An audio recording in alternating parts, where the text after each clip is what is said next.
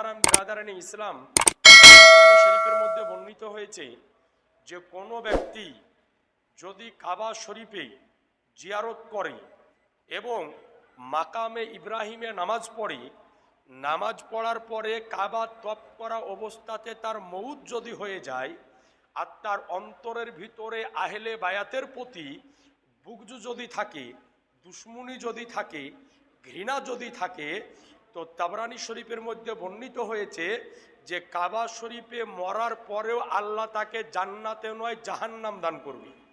তো সুতরাং এ আহলে বায়াত আহলে বর্গর প্রতি মহব্বত আমাকে আপনাকে রাখতে হবে। তো আজি জানে মোহতারাম বিরাদারানি ইসলাম, তো এ আহলে বয়াত আহলে বর্গ ইনাদের কি মর্যাদা, ইনাদের কি শান, মাত্র একটি ঘটনা আপনাকে শোনাবো। যে ঘটনাটি তাফসিরে কাবির সহ তাফসিরে আহমাদিয়া এবং তাফসিরে খাজিনের মধ্যে বর্ণিত হয়েছে।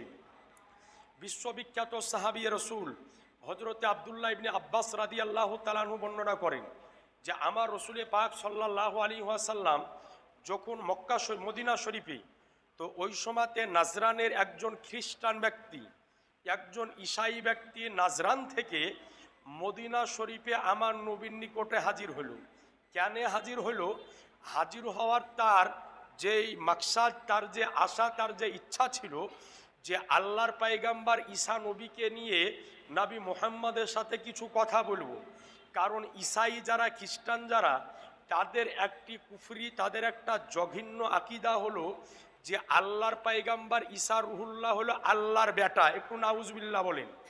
আমরা আহলে সুন্নাতল জামাতের মানুষ, আমাদের আকিদা হলো আল্লাহর পায়গাম্বার ঈসা আলাইহিস সালাম আল্লাহর নেক বান্দা এবং তিনার রসুল, এটাই হচ্ছে আমাদের আকিদা। কিন্তু ঈসাই যারা, খ্রিস্টান যারা, তাদের আকিদা, তাদের বিশ্বাস হলো যে ঈসা নবী হলো আল্লাহর বেটা।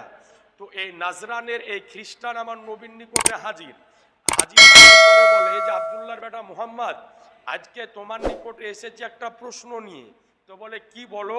তো বলে আল্লাহর পায়গাম্বার ঈসা নবী সম্পর্কে আপনাদের আকিদা কি?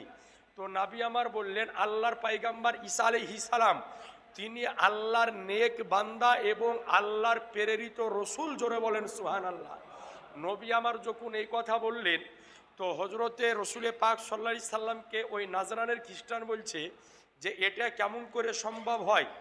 ঈসা নবী মায়ের পেটে এসছে, হজরতে মা মরিয়ামের পেটে বিনা বাপে, অর্থাৎ হজরতে ঈসা নবীর কোনো বাপ ছিল না। বিনা পাপে আল্লাহ পাক তিনার কুদরতে হজরতে ঈসা পায়গাম্বারকে মা মরিয়মের রেহমে দিয়েছে। তো নাবিকে আমার ওই নাজরানের খ্রিস্টান ঈসাই বলছে যে জিন্দেগিতে কোনোদিন শুনেছেন যে বিনা বাপে সন্তানের জন্ম হয়?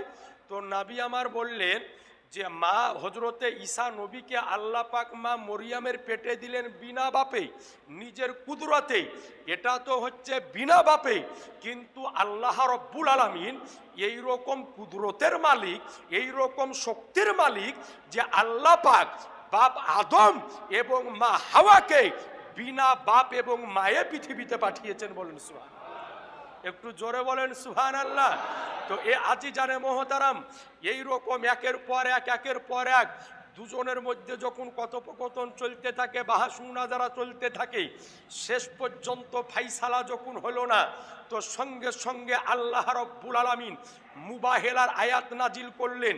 আল্লাহ বললেন, হে আমার হাবিব, আপনি নাজরানের ওই খ্রিস্টানকে জানিয়ে দিন যে 3 দিন পরে তুমি তোমার ঘরে সন্তানকে নিয়ে এসো, আমি আমার ঘরের সন্তানকে আনবো। তুমি তোমার ঘরের মহিলাকে নিয়ে এসো, আমি আমার ঘরের মহিলাকে নিয়ে আসবো। তুমি তোমার আল আহালকে তুমি হাজির করো, আমি আমার আল আহালকে আমিও হাজির করব।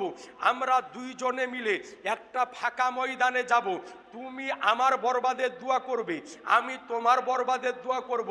নিশ্চয় আমাদের মধ্যে যেই ব্যক্তি মিথ্যাবাদী হবে আল্লাহ পাক তাকে ধ্বংস করে দিবে। 3 দিন পার হলো, সকাল হলো, নাজরানের ইহুদি খ্রিস্টানরা পাহাড়ের চূড়াতে উঠে গেল। নাবি আমার আজকে ওই দিন সকালবেলায় এক কোলের ওপরে সাইয়্যিদুস শুহাদা ইমাম হুসাইনকে এক কোলে নিয়েছেন, বাম হাতে ইমাম হাসানের হাত ধরেছে, সামনে দিকে মাওলায়ে আলী, মুশকিলে কুশা, হায়দারে কাররার, শেরে খোদা, সাহেবে জুলফিকার, ফাতেহে খাইবার হযরতে আলীকে নিয়েছেন এক সাইডে। আজকে সাইয়্যিদাতুন নিসা ফাতেমাতুজ জোহরা রাদিয়াল্লাহু তাআলা আনহাকে নিয়েছেন। নেওয়ার পরে আমার রাসূলুল্লাহ ফাঁকা ময়দানের দিকে চলতে আরম্ভ করে দিয়েছেন। নবী আমার বলছেন, হাসান, হোসাইন, ফাতেমা, আলী, শোনো, আজকে ফাঁকা ময়দানে যাওয়ার পরে আমি যখন দোয়া করব আমার সাথে তোমরা শুধু আমিন বলবে, আর দ্বিতীয় কিছু বলবে না। নাজরানের খ্রিস্টানরা পাহাড়ের ওপরে তাকিয়ে দেখতেছেন যে নবীর আমার এক কোলের ওপরে ইমাম হুসাইন, বাম হাতে হযরতে হাসান, এরপরে সামনে দিকে আলী, এক সাইডে ফাতেমা। তো নাজরানের একজন খ্রিস্টান ওপর থেকে ডাক দিয়ে বলতেছে, ওগো নাজরানের ইহুদি নাসারা খ্রিস্টানরা শোনো, আল্লাহর কসম করে বলতেছি, আজকে নিচু দিয়ে আমি এমন এক জামাত, এমন এক দলকে যেতে দেখতেছি, আরে এরা যদি আমাদের বিপক্ষে দোয়া করা তো দূরের কথা, এরা যদি কোনো পাহাড়কে আজকে এক জায়গা থেকে আর এক জায়গাতে হঠাৎ জন্যে দোয়া যদি করে, তো আল্লাহ পাক এদের দোয়াকে কবুল করে নিয়ে পাহাড় নিজের জায়গাকে পরিবর্তন করে দিবে। একটু জোরে বলেন না সুবহানাল্লাহ। বলে না, এদের সাথে মুবাহেলার চ্যালেঞ্জ করলে হবে না। বলে যদি আমাদের বিপক্ষে দোয়া যদি করে, তো এই জমিনের উপরে, এই জমিনের বুকে কোনো ইহুদি খ্রিস্টান পৃথিবীর বুকে একটাও বাকি থাকবে না। সঙ্গে সঙ্গে ওই মুবাহেলা চ্যালেঞ্জ করার পরে ইহুদি খ্রিস্টানের দলেরা ওখান থেকে বিতাড়িত হলো। তাহলে বোঝা গেল এ ছিল আমার নবীর আহলে বর্গ, এ ছিল আমার নবীর আহলে বায়াত। আজ আপনাকে বলতে চাই, পৃথিবীর বুকে বড় বড় বাদশাহ এসেছে, বড় বড় রাজা এসেছে, তারা পৃথিবীর বুক থেকে বিদায় নিয়ে চলে গিয়েছে। নমরুদ এসেছে, দুনিয়ার বুক থেকে বিদায় হয়েছে। ফেরাউন এসেছে, পৃথিবীর বুক থেকে বিদায় হয়েছে। সাদ্দাদ এসেছে, পৃথিবীর বুক থেকে বিদায় হয়েছে। কারুন এসেছে, পৃথিবীর বুক থেকে বিদায় হয়েছে। দহাক এসেছে, পৃথিবীর বুক থেকে বিদায় হয়েছে। হাজ্জাজ বিন ইউসুফ এসেছে, পৃথিবীর বুক থেকে বিদায় হয়েছে। এখন পর্যন্ত গোটা দুনিয়াতে কোনো ব্যক্তি এই কথা বলে না যে আমি হলাম নমরুদের বংশধর। কোনো ব্যক্তি এই কথা বলে না আমি হলাম ফেরাউনের বংশধর। কোনো ব্যক্তি এই কথা বলে না আমি হলাম কারুনের বংশধর। কোনো ব্যক্তি এই কথা বলে না আমি হলাম সাদ্দাদের বংশধর। তার কারণ হলো আল্লাহ পাক তাদেরকে পৃথিবীর বুক থেকে নিস্তানাবুদ করে দিয়ে আল্লাহ তাদেরকে মিসমাট করে দিয়েছেন। আর আমার আনিসে বেকাশা, সাইয়েদে কাউনো মাকা, বেচারুকে চারা, বেসাহারুকে সাহারা, ইয়াতিমোকে বলি, হাম গরিবকে হামি। আমার রসুলুল্লাহর আল আহবাব, তিনার বংশ, তিনার রক্ত, তিনার খুন পৃথিবীর বুকে কালো ছিল, আজও আছে এবং কিয়ামত পর্যন্ত থাকবে। মুসলমান একটু জোরে বলেন না সুবহানাল্লাহ। এ আজি জানে মোহতারাম, তো আপনাদের নিকটে জানিয়ে রাখি, এই আহেলে বর্গ, আহেলে বায়াতের প্রতি আমাদেরকে মহব্বত রাখতে হবে। বলেন ইনশাল্লাহ। একটু জোরে বলেন ইনশাল্লাহ। আজি জানে মোহতারাম, এই মাস মুহররম মাস আরম্ভ হয়ে গিয়েছে। আর এটি আমরা সকলেই জানি যে এই মুহররম মাস আরম্ভ যখন হয়, তো প্রত্যেক মুসলমানের মনের মধ্যে একটা শিক্ষা জাগ্রত হয় বছরে একবার করে, হক এবং বাতিলের পার্থক্য। অর্থাৎ এই মুহররম মাস আসলে আমাদের মনের মধ্যে এই শিক্ষা, এই মেসেজ জাগ্রত হয় যে জিন্দেগিতে আজকে গর্দান কাটিয়ে দিও, কিন্তু জীবনে কোনোদিন কোনো বাতিলের সামনে মস্তককে ঝুঁকিয়ে দিও না। বলেন সুবহানাল্লাহ। এই শিক্ষা এই মুহররম মাসে আমাদের নিকটে বয়ে নিয়ে আসে। তো যাই হোক, আজি জানে মোহতারাম, এ আহেলে বায়াতের প্রতি মহব্বত রাখতে হবে। আহেলে বায়াতের প্রতি বুগস, তিনাদের প্রতি দুশ্মনী ধারণা করে কোনো ব্যক্তি পৃথিবীর বুক থেকে বিদায় নিয়ে যদি যায়, তো জেনে রাখবেন তার জন্যে আল্লাহর জান্নাত হারাম হয়ে যাবে।